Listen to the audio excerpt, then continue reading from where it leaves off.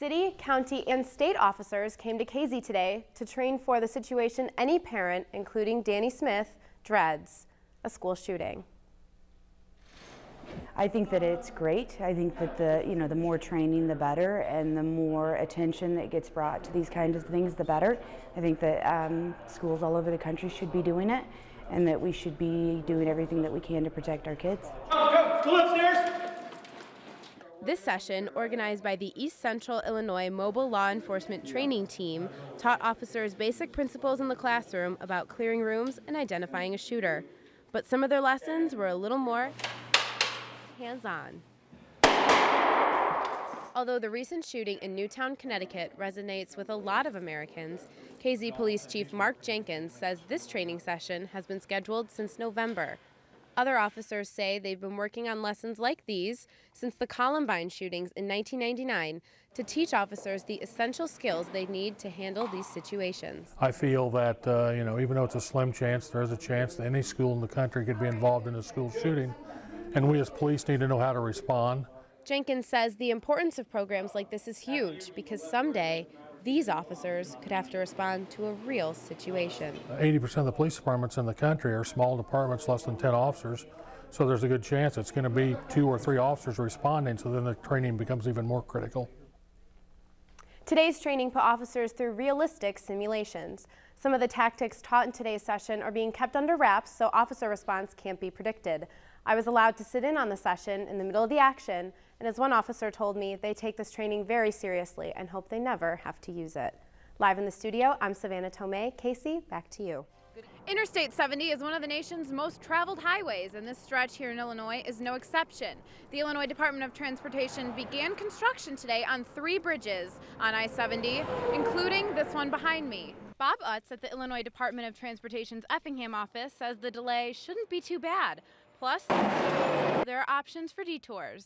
Well, hopefully we won't have too much of a delay, seeing that we're going to have one lane open all the time.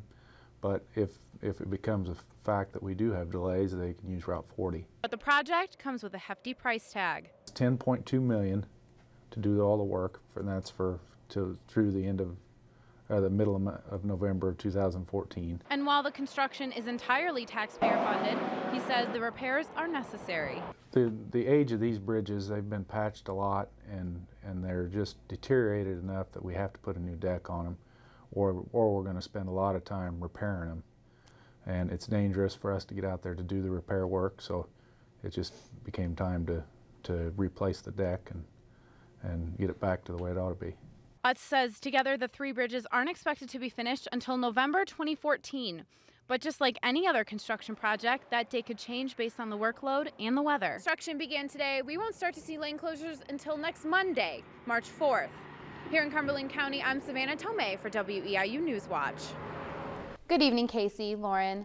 Although initially it was quite the surprise, the news has sunk in, and now local Catholics are reflecting on what this means to them.